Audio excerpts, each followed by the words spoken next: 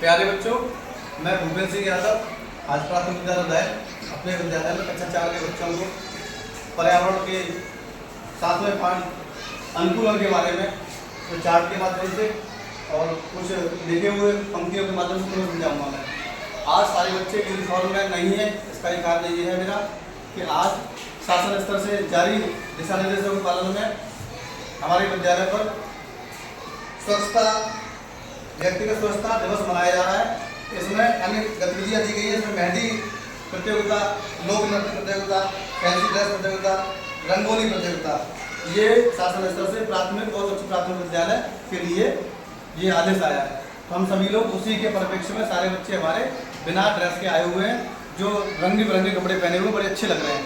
तो सब मैं अब अपने पाठ पर चलता हूँ। मेरा ये चैप्टर है जंतुओं में अनुकूलन, कक्षा 4 विषय पर्यावरण। और ये मैंने चार्ट बनाया है। चार्ट के माध्यम से दर्शाया बच्चों मैंने कि जहाँ पर हम हों या जंगली जानवर हों या जंगल में रहने वाले जंतु हों, कोई भी जानवर जीव जंतु जो संसार में पैदा हुआ है, जो जहाँ रहता है और वहाँ रह करके सारी सुविधाएं, शत्रु सुरक्षा, भोजन की उपलब्धता और रहने के लिए उसका मकान जहाँ पर उसे मिल जाती है, वो उसके लिए अनुकूलित हो जाता है। वो उसका जहाँ अपने अनुकूल मतलब जहाँ अपने आप को हम सहज महसूस कर सकें जिस घर में, वो हमारा क्या है, वो अनुकूलन है। तो सबसे पहले बात करते हैं, ये पेड़ बना हुआ है, ठीक है, और पेड़ के नीचे नदी बह रही है और उसके बाद पेड़ पे हरे हरे पत्ते हैं। इधर तोता बैठा हुआ है, तोते का ये छेद है जहाँ उसका घर बना हुआ है, ठीक है, पेड़ में छेद है, वहाँ तोता रहता है। पेड़ के पीछे साइड में एक हाथी घूम रहा है, वहाँ उधर जंगल है, जंगल में हाथी घूम रहा है, वो उसका अनुकूलित रहने के लिए स्थान है। यहाँ एक ये चिड़िया है, चिड़िया ने यहाँ अंडे दिए, सफ़ेद अंडे, वो चिड़िया बैठी हुई है। तो चिड़िया अपने आप को यहाँ अनुकूलित महसूस करती है, ये उसका खुद का घर है। इसके बाद एक बंदर बैठा हुआ है इस पेड़ पर। बंदर अधिकतर पेड़ों पर रहते हैं, जमीन पर रहते हैं, तो ये उसका रहने के लिए अनुकूलित उसका स्थान है। ये नीचे गिलहरी है, तो पेड़ की डाल के, पेड़ के जो उसका तना है उसके नीचे गिलहरी ने अपना स्थान बना रखा है रहने का, ठीक है, तो वो उसके लिए अनुकूलित है। इसके बाद कछुआ है, मछली है और बतख है। बतख जल में रहती है और बाहर भी रहती है। कछुआ बाहर भी रहता है, जल में रहता है। मछली जल में रहती है, ठीक है, अगर जल में नहीं रहेगी तो मछली मर जाएगी, ठीक है, तो तेज बोला है, ठीक है। इसके बाद बया, कबूतर, चील, कौवा, बतख, ऊंट, घोड़ा, हिरन, गाय, ठीक है, बतख, मेंढक, मछली, ये शेर है। शेर का घर क्या होता है, एक गुफा होती है, अंग्रेजी में क्या बोलते हैं हम लोग, बोलते हैं अंग्रेजी गुफा बोलते हैं, डेन माने गुफा, ठीक है, आगे मुंह बना हुआ, पीछे से ढकी हुई है, इसकी गुफा है। यानी सारे जानवरों के स्टार्ट में जो है घर है उनके और उनके रहन सहन है, सारी चीजें हैं, ठीक है। अब हम बात करेंगे बच्चों कि जंतुओं के वास स्थान के आधार पर, वास माने जहाँ निवास करते हैं, वास स्थान के आधार पर 4 भागों में बांटा गया है। 4 कौन कौन से भाग हैं? पहला भाग है हमारा थलचर, टेरेस्ट्रियल, ठीक है, थलचर, थल माने जमीन, जो जीव जंतु जमीन पर रहते हैं उन्हें कहते हैं थलचर। तो थलचर जीव जंतु कौन से होते हैं? कुछ जंतु स्थल पर पाए जाते हैं, जैसे कुत्ता, बिल्ली, गाय, भैंस आदि। ये जीव जंतु क्या होते हैं? इस तरह के जंतु केवल जमीन पर पाए जाते हैं, ठीक है। दूसरा है हमारा बच्चों, दूसरा हमारा जलचर, एक्वेटिक, या जो जंतु पानी में रहते हैं। कुछ जंतु जल में पाए जाते हैं, जैसे मछली। मछली केवल पानी में ही रह सकती है, बाहर नहीं रह सकती वो, ठीक है, बाहर निकालोगे तो मर जाएगी। तब तक सुनिए कि मछली जल की रानी है, जीवन उसका पानी है, हाथ लगाओ जल जाएगी, बाहर निकालो मर जाएगी। इसी तरह से मछली पानी में जीवित रह सकती है। अगला है हमारा नवचर, एरियल। कुछ जंतु, अंग्रेजी में एरियल कहते हैं इसे, कुछ जंतु आकाश में उड़ते हैं, जैसे कौवा, गौरैया, चील आदि, ठीक है।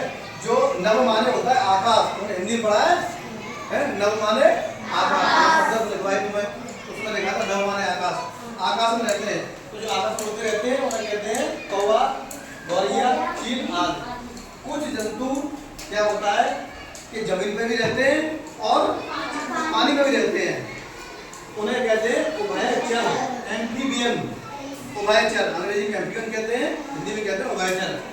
कुछ जंतु जल थल दोनों पर वास करते हैं, जैसे मेंढक कछुआ।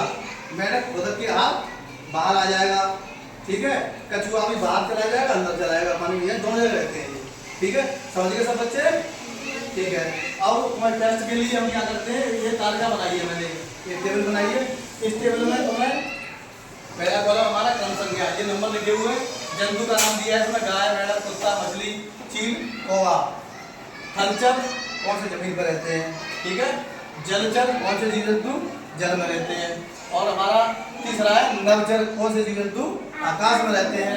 और चौथा हमारा है उभयचर, कौन से जीव जंतु जमीन पर रहते हैं या आकाश में रहते हैं या पानी में रहते हैं, ठीक है।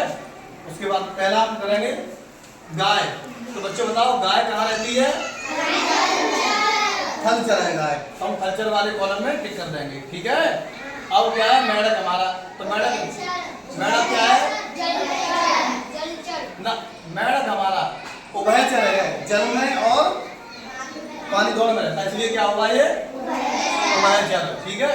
अब कुत्ता है, कुत्ता कहाँ रहता है, कुत्ता थलचर है हमारा, ठीक है। मछली